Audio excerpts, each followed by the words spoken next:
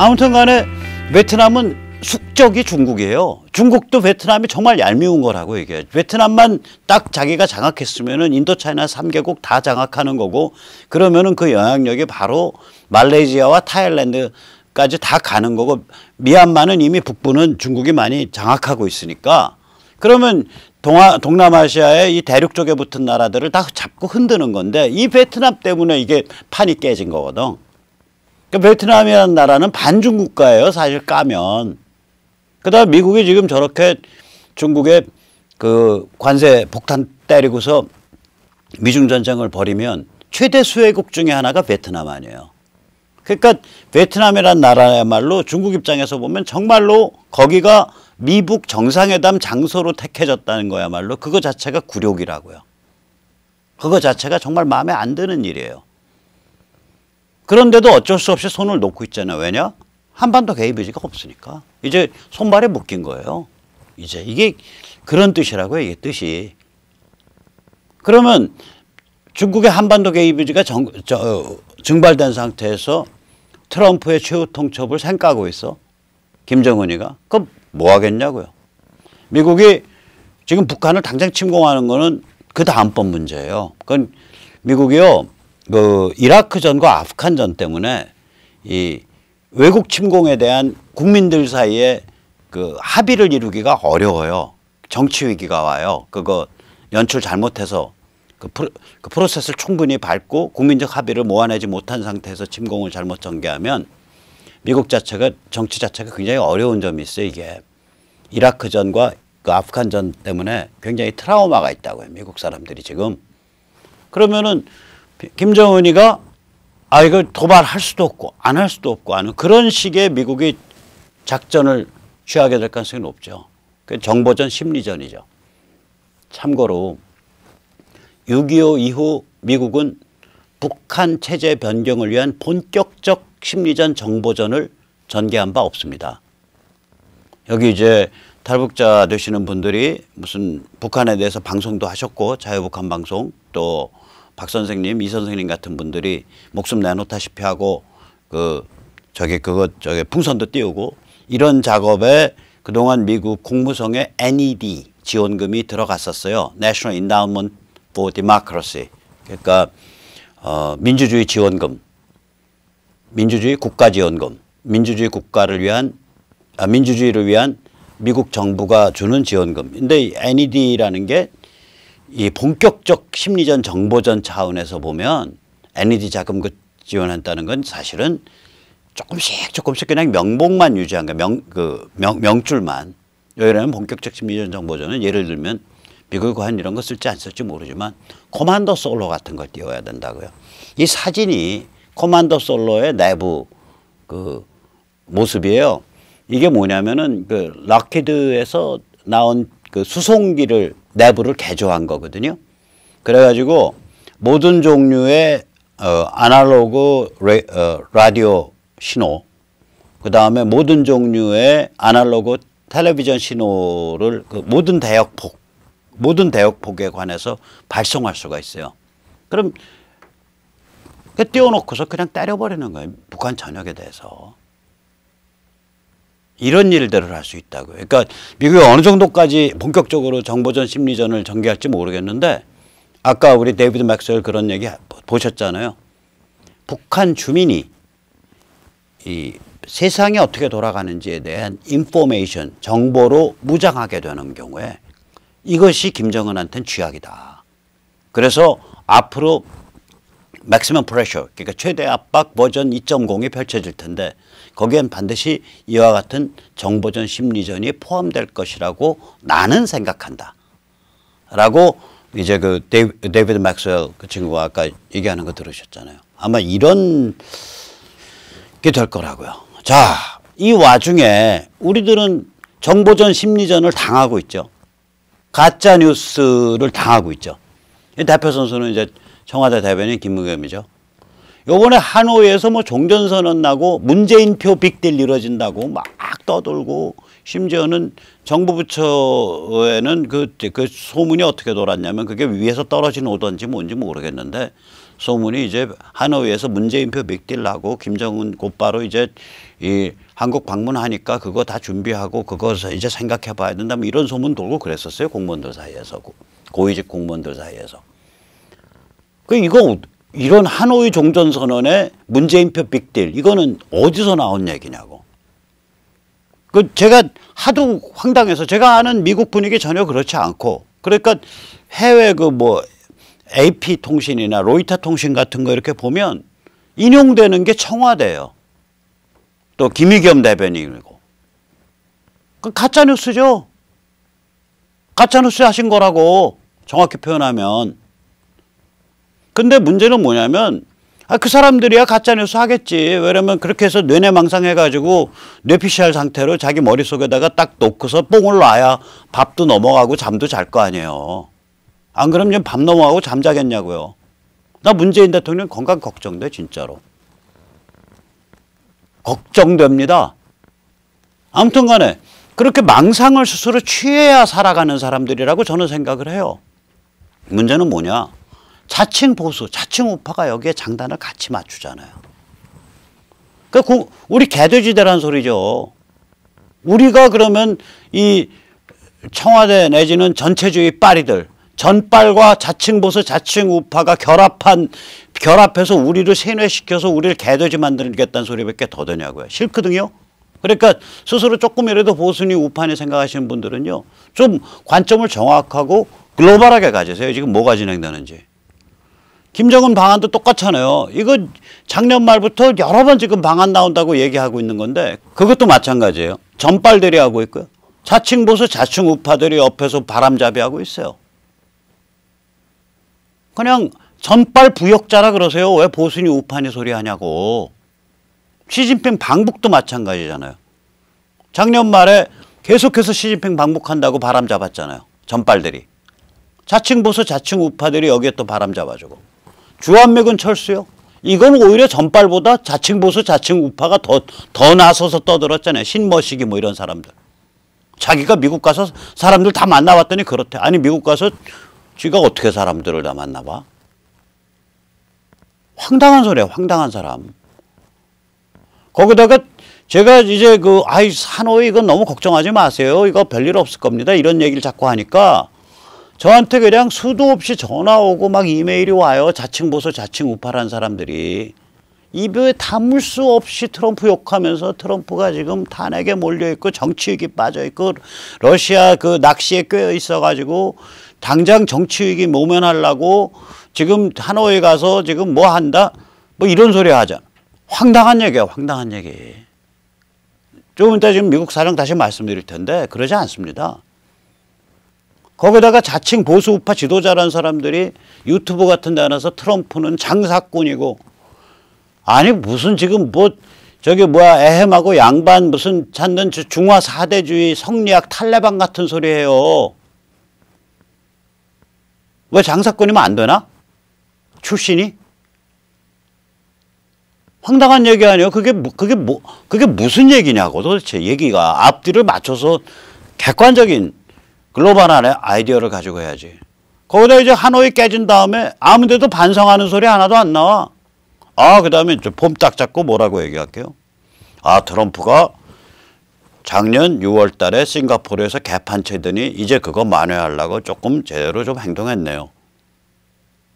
쥐들이 이때까지 하노이에서 문재인표 종전선언 난다고 국민 겁주고 김정은 방한한다고 겁주고 시진핑 방북한다고 겁주고 주한미군 철수한다고 겁주고 이렇게 겁줘서 국민들을 개돼지로 자칭 보수 자칭 우파라는 것들이 나서가지고 국민을 개돼지로 몰아가던 그거에 대한 반성은 없어.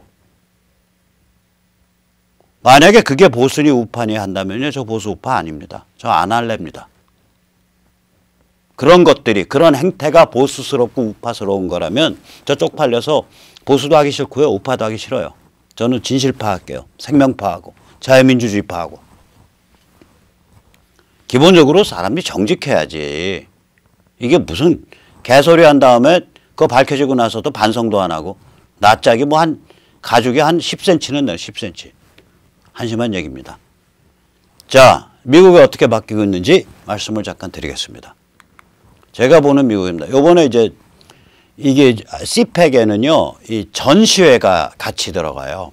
큰 전시장에 서서 부스들을 차려놓고 여러 활동하는 단체들이 우리는 이런 활동을 합니다 하고 안내를 해준다고요. 이 미국 보수주의가 지금 물결이 거셉니다. 미국에서 보수주의 철학, 미국표 보수주의 철학이 나온 건 5, 60년 전이에요. 그게 언제 나왔냐? 러셀 커크가 나왔어요. 5, 60년 전에. 이 미국 보수주의는 영국의 보수주의랑 조금 다릅니다. 영국 보수주의는 버키안이거든요. 저는 버키안입니다. 버키안들은 종교적인 색채, 기독교적인 색채를 좀 덜 드러내요. 혹은 언급을 안 해요. 그리고 중요한 거는 진실 존중, 또 중요한 거는 당사 내한, 당대 사회계약의 내재적 한계. 제가 영어로 번역하면 The Intrinsic Limit of the Present Day Social Contract입니다. 쉽게 표현하자면 오늘 투표로서 결정할 수 있는 것과 투표로서 결정할 수 없는 게 뭐냐에 대한 고민. 이겁니다. 다시 말하자면 예를 들어서 문재인 정부가 시도했던 지방 분권형, 이른바 지방 분권형 헌법, 이거를 국회가 통과시키고 국민투표가 통과하면 그 헌법이 통과될 수 있다라고 생각하는 문재인식 사고방식을 저희는 거부하는 겁니다. 왜냐? 지방 분권이란 개념은 정치하게 존재하지 않아요. 지방 분권형이라는 것. 지방 자체가 정의가 안 돼요.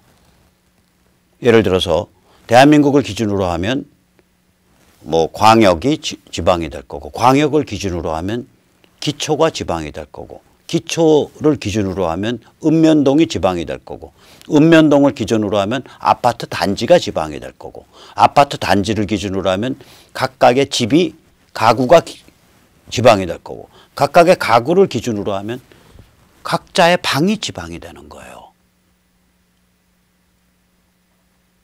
지방이 뭔지를 얘기를 안 하고 지방 분권형이라고 얘기를 해버리면 말이 안 돼요. 이게 연방은 차라리 말이 돼요. 근데 연방이 성립하려면요, 뚜렷한 역사적, 수백 년 된 역사적 근거가 있어야 돼요. 우리나라 영원한 역사적 근거 없잖아요. 대한민국 건국이로 이래. 아니 연방도 안 되는데 뭔 놈의 지방분권이 핵의 망측한 개념을 내세워서 바람 잡아서 헌법을 바꿀 수 있다. 투표에 의해서. 우린 바꿀 수 없다라고 생각하는 거고. 당사 내한, 당대 사회계약, 즉 오늘 투표에 의해서 뭘 결정할 수 있고 뭘 결정할 수 없는지에 대한 고민이 없으면요, 안 되는 거예요. 그래서 영국의 보수주의는 당사 내한과 진실 존중을 기본 핵심으로 삼습니다. 미국은요, 한 60년 전에 이게 툭 튀어나왔는데, 아메리칸 컨서버티즘이. 이건 뭐냐면 거기에 선악이 강력하게 들어가요. 기독교적 선악이. 그래서 이게 좀 컬러가 달라요. 그러니까 미국 보수주의 정치 철학이 한 5, 60년 전에 성립을 했고요. 그 다음에 한 레이간이니까 이제 40년 됐나요? 거의 40년 됐죠. 레이간 때 이제 네오콘이라고 우파 성향의 이제 그 유대계 지식인들이 뒷받침을 딱 하고 레이간이 앞에서 뛰고 이렇게 해서 레이간 때 한번 보수주의로 확 돌았어요. 그 다음에 2000년대에 티파티가 확 튀어나왔죠. 그게 2010년대, 2000년대 말 2010년대 초에 티파티가, 코치 형제가 돈을 대고, 그래서 공화당의 티파티 출신들이 쫙 들어가기 시작을 했다고요. 그리고 나서 지금 이게 이제 네 번째 버전이에요. 지금은 딱 이게 사회 곳곳에서 아주 튼실하게 뿌리를 박은 보수 흐름들이 전면적인 공세를 하고 있는 거예요. 그게 CPEC 같은 데 가서 가보면 그냥 느껴진다고요. 이게 이제 전시장, 부스, 그런데 이 사진은 리버티 유니버시티라고 이제 자유대학이죠. 그래서 자유시민 강좌를 진행하는, 온라인에서 인강을 하는 그런 자유대학에 자기 부스 차려놓고서 얘기하고 있는 거예요. 리버티 유니버시티. 또 자유대학 말고 힐스데일 칼리지 이런 데는 오프라인에서 힐스데일 칼리지도 나왔었어요. 거기는 오프라인의 진짜 칼리지죠. 그거는 기독교 보수주의의 핵심이죠. 그래서 기독교가 아닌 사람도 입학은 할 수 있는데 학교의 이러이러한 정책에 대해서 내가 어기지 않겠다라는 그 얼리전스를 해야 돼요. 물어봤어요. 기독교 아니더라도 입학되냐? 그랬더니 된대. 근데 학교 핵심 정책 몇 가지에 대해서 내가 이걸 따르겠습니다. 라고 그 서약을 해야 된다는 거예요. 이제 이렇게 미국 보수주의가 굉장히 여러 분야에 걸쳐가지고 딱 스크럼을 짜고 밀고 나오고 있다고요. 그 스크럼 짜고 밀고 나와서 만들어진 대통령이 트럼프예요. 그러니까 트럼프가 혼자 떠 있는 사람이 아니란 말이에요. 제가 세뇌 탈출에서도 이게 트럼프 현상은 트럼프 혼자 떠 있는 게 아니다. 뒤에 흐름이 있다라고 여러 번 말씀드렸었잖아요. 한번 보시죠. 이게 그 CPEC의 전시장 분위기예요. 이 전시는 한편에서 하고 1층에서 이제 2층에서는 그 위층에서는 그 이제 크고 작은 방들이 여러 개가 있어요. 거기서는 계속해서 세션이 열리고 있는 거예요. 하루 종일. 그렇게 해서 수요일 날인가? 그렇죠? 수요일 날 오후부터 시작해서 목, 금, 토요일 날 오전까지. 그러니까 3박 4일로 세션이 열리는 거예요. 그러니까 네트로 토요일 날 오전까지였으니까 수요일 날 오후에 시작해서 네트로 3일이죠. 날짜로는 3박 4일 동안.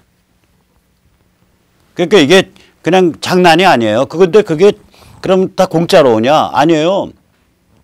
3일 동안 들어오려면 300 몇십 불. 그러니까 우리나라 돈으로 거의 400달러 줘야 돼요. 거기다 자기 호텔비 내야죠. 그 다음에 거기 자기 먹고 자야죠. 그 다음에 거기까지 오는 국내 비행기 타야죠. 그런 사람들이 수천 명 모여갖고 3박 4일 동안 주구장창 떠들고 세션 듣고 이러고 있는 거예요. 이게 지금. 하루만 들어오겠다? 그럼 160달러인가 내야 돼요. 20만 원. 펜스 연설 들으려고요? 펜스가 아침 10시부터 연설했는데 8시 반부터 줄 섰거든요. 9시쯤 되면 다 차서 못 들어가요. 트럼프는 더 그랬을 거예요. 전 트럼프 연설하는 날 아침에 나와버렸기 때문에 트럼프 연설 3월 그때가 언제야? 3월 2일이죠? 2일 날. 현지 날짜로.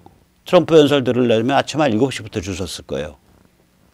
아니 그 표 산 사람들로만 줄 쓴 게 아까 말한 3일 동안 3박 4일 동안 40만 원짜리 표 산 사람들끼리 그 방에 들어가려고 다시 그 시간부터 줄을 서야 되는 거예요. 그 표 안 샀으면 안 되는 거고.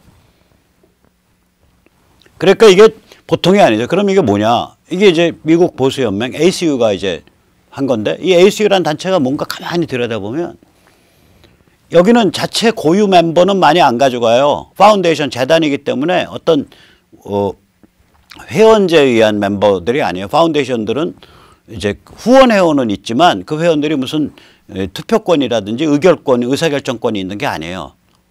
그 ACU는 그 뭐 하는 데냐 보면 이런 여러 가지 종류의 다양한 보수주의 운동과 정당 정치 사이의 전면이에요. ACU는 정치인, 국회의원들 그리고 대통령 후보들, 대통령들, 행정부, 정치인을 정당 정치를 평가, 지지, 반대하는 거예요.